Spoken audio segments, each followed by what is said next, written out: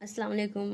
Graduation में जिसने भी इंग्लिश लिया उन्हें पता होगा कि ग्रेजुएशन में पेपर 1, पेपर 2, पेपर 3 होता है। उसी तरह से एमए कोर्स में CC1 it means core course होता है।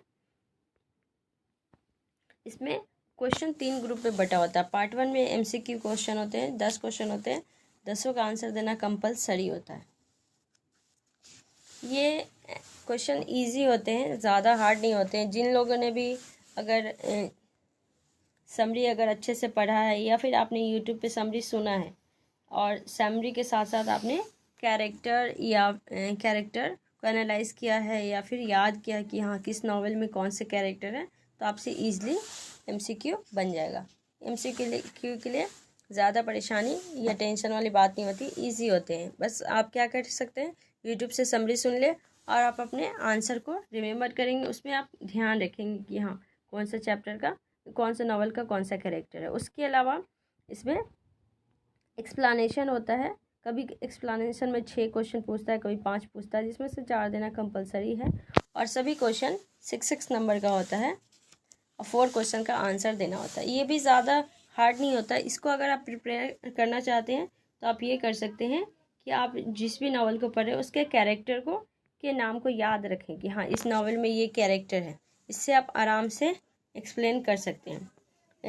पार्ट C में क्वेश्चन नंबर लॉन्ग रहता है, जिसमें आपको 5 क्वेश्चन है और आपको 3 का ही आंसर देना है। जैसे discuss John Donne as a metaphysical poem, तो आप जॉन डन का मतलब पोयम जो भी है उससे दे सकते हैं। यहाँ पे मिल्टन का है पैराडाइज लॉस्ट। अगर आपने जॉन मिल्टन का कैरेक्टर याद किया तो, या फिर पैराडाइज लॉस्ट का समरी याद किया तो, आपको दोनों में से कोई भी याद है तो आप कोई भी लिख सकते हैं, आपको नंबर सेम ही मिलेगा। द वाइफ ऑफ बात है, इस पे आप अगर लिखते हैं तो कैरेक्टर, या फिर इसके राइटर पे लिखते हैं तो भी आपको सेम ही नंबर मिलेगा। बट आप दोनों कोशिश करेंगे कि अगर कैरेक्टर को लिख रहे हैं तो राइटर को भी टच कर लें, अगर राइटर के बारे में लिख रहे हैं तो उस राइटर के नॉवल को भी, कैरेक्टर को आप टच कर लें। इससे आपको क्या होगा कि मैक्सिमम मार्क्स मिलेगा। और CC1 में शेक्सपियर्स का अप्रॉक्स 10 सोनेट है। आप 10 सोनेट में से भी कोई भी सोनेट को याद रख लेंगे तो भी चलेगा, या फिर आप जॉफ्री चौसर का फेरी क्वीन का समरी याद कर लेंगे।